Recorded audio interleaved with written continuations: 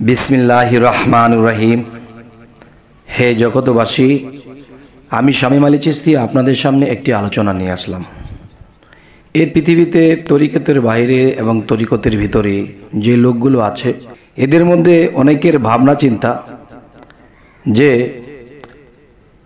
হাসান আর হুসাইন, এই হাসান হুসাইনের মধ্যে এই দুইজন, যেমন হিন্দু শাস্ত্রে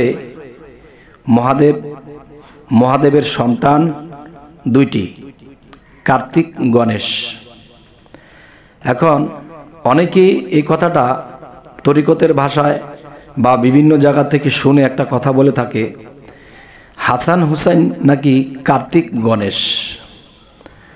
আসলে আমরা যখন এটাকে যোগ মিলাতে যাব তখন দেখা যায় এই কথার কোনো মিল নেই। যেমন একটি বিষয় হলো যে কার্তিক গণেশ তারা মহাদেবের সন্তান, তাহলে হযরত আলীর সন্তান হযরতে হাসাইন, হযরতে হুসাইন, তবে এটা কখনোই এই কথাটা মিল নেই। যে হাসান হুসাইনের একটা বিষয় হলো কি, দেখেন আমাদের মধ্যে আমাদের শাস্ত্রগ্রন্থ যদি আমরা ভালো করে ঘাঁটি তখন দেখা যায় এই সমস্ত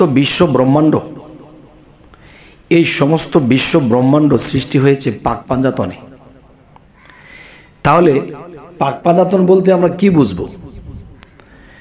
পাক পাঞ্জাতন বলতে আমরা বুঝবো যেমন হযরত মুহাম্মদ সাল্লাল্লাহু আলাইহি সাল্লাম, হযরত আলী, মা ফাতেমা, হাসান, হুসাইন। আমাদের মধ্যে এই কথাটি বলা হয়েছে যে যদি এই পৃথিবী সৃষ্টি করা হয়েছে, আল্লাহ বলেছে কি, আমি 5টি পদার্থ দিয়ে 5টি প্রকার দিয়ে আমি এই সমস্ত বিশ্বজগৎ সৃষ্টি করিয়াছি। সেই 5টি প্রকারের বহু দূর এর ব্যাখ্যা। এই জন্য কবি একটি কথা বলেছেন, আব, আতশ, খাক, বাত, নূর, এই 5এর ব্যাখ্যা বহু দূর। তাহলে এই 5এর ব্যাখ্যা কত দূর? এই 5এর ব্যাখ্যা বহু দূর। যেমন 5 জন সাহাবা শ্রেষ্ঠ, 5টি কালেমা শ্রেষ্ঠ, 5 জন নবী শ্রেষ্ঠ, এবং পাক পাঞ্জাতনের 5 জন শ্রেষ্ঠ, আগুন, পানি, বাতাস, মাটি, আলো, এই 5টি দ্বারাই যেমন পৃথিবী সৃষ্টি করা হয়েছে, তাই বলা হয়েছে আব, আতশ, খাক, বাত, নূর, 5এর ব্যাখ্যা বহু দূর। আর এই 5এর ব্যাখ্যা যে কত দূর, এই দূর পর্যন্ত গেলে, সৃষ্টির গোড়াতে গেলে তখন আর মাথায় ধরে না। যাই হোক, সেখানে গেলাম না। তবে আমাদের একটা জিনিস বুঝতে হবে যে যারা বলে কার্তিক গণেশ, হাসান হুসাইন, আসলে এই কথাটি ঠিক নেই। কেননা যে আমাদের মধ্যে পাক পাঞ্জাতন সৃষ্টি না হলে জগৎ সৃষ্টি হতো না। আর সে পাক পাঞ্জাতনের অংশ হাসান হুসাইন। তাহলে এখন যারা এই জিনিসগুলো বোঝে নাই তারা এরকম বলে শুনে শুনে। আচ্ছা, আরেকটি বিষয় হলো যে হাসানের গুণ এবং হুসাইনের গুণ, একটি হলো পানির গুণ, আরেকটি হলো আগুনের গুণ। একটু গভীরে যাই। যেমন আগুন যত উত্তপ্ত হোক, যত বড় করে জ্বলুক, কিন্তু পানির কাছে কিন্তু আগুন টিকবে না, আগুন নিভে যায়। তেমনি ইমাম হাসাইন, ইমাম হুসাইন, হাসানের গুণটা আগুন, যে গুণে বড় পীর, আর হুসাইনের গুণটা পানি, যে গুণে মঈনুদ্দিন চিশতিয়া ভারতবর্ষে এলেন। তাহলে দেখা যায় কি যে আমরা যে বলতেছি কার্তিক গণেশ, হাসান হুসেন, দেখবেন মিল পড়ে না। কিরকম? কার্তিকের জ্ঞান ছিল বাহ্যিক জগতের জ্ঞান, বাহ্যিক জগতের শক্তি। এই পাক পাঞ্জাতন সৃষ্টি না হলে কিছুই সৃষ্টি হতো না।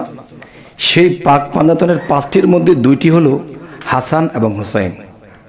এখানে গেলে কিন্তু সেই মহাদেবের সন্তান সেই কার্তিক গণেশের সাথে মিল পড়ে না। তবে আল্লাহ যেমন আমাদের ধর্মে আল্লাহ নামে প্রচার, অন্য ধর্মে ঈশ্বর, অন্য ধর্মে গড, আরেক ধর্মে ভগবান, তাহলে আমরা যদি বুঝি যে ধর্ম শত শত, আল্লাহ কিন্তু এক, এই এক আল্লাহ এক জায়গায় গিয়ে নাম ধরেছে ঈশ্বর, গড এবং আল্লাহ, খোদা, এই বিষয়। তাহলে মূলত আলাদা আলাদা ধর্ম, আলাদা আলাদা কাহিনী, তবে একটা কাহিনীর সাথে আরেকটা কাহিনীর মিলানো উচিত নয়। কেননা যে আমরা বাহ্যিক জগতে যে সিনেমা দেখি, কাহিনী দেখি, এই কাহিনী দেখতে গেলে একটা কাহিনীর সাথে আরেকটা ছবির কাহিনী মিল নেই। তাহলে মিল নেই বলে কি হয়েছে? আল্লাহ আরেক জায়গায় আরেক নামে আরেকটা ধর্ম পরিচালনা করেন, আল্লাহ এখানে আল্লাহ নামে আমাদের ধর্ম পরিচালনা করতেছেন, জ্ঞান দিতেছেন, মানুষকে চালাইতেছেন, খাওয়াইতেছেন। কোনো ধর্মের মানুষকে কিন্তু আল্লাহ না খাওয়াই রাখে না, সবাইকে দেখতেছে। তাহলে আমরা একটা জিনিস জ্ঞানে নিতে হবে যে আমরা কখনো হিংসা নিন্দা করব, অন্য ধর্মের মানুষকে আমরা অত ছোট জানব না, আমরা এদেরকে সম্মান করব। যদি তারা মনে করে যে তাদের ধর্ম বড়, তাদের ধর্ম নিয়ে তারা থাকুক। যদি কখনো তাদের জ্ঞানে ধরে যে না আমাদের ধর্ম বড় বা অন্য একটা ধর্ম বড়, তাহলে তার যদি মনে চায় আসবে, আর না হয় সে তার ধর্মেই থাকবে, এটা তার মনের স্বাধীনতা। তো এখন বিষয় হলো যে অন্ততপক্ষে আমরা এরকম বুঝবো না, কার্তিক গণেশ, হাসান হুসেন এরকম বুঝবো না। প্রত্যেকটা ধর্মের কাহিনী, প্রত্যেকটা ধর্মের নিয়ম, সমস্ত কিছু আলাদা আলাদা। তবে হে জগতবাসী, আজকে আপনাদের সামনে এই আলোচনাটি কেন করলাম? যেন মানুষে এরকম শুনে শুনে কথা না বলে, এই জন্য।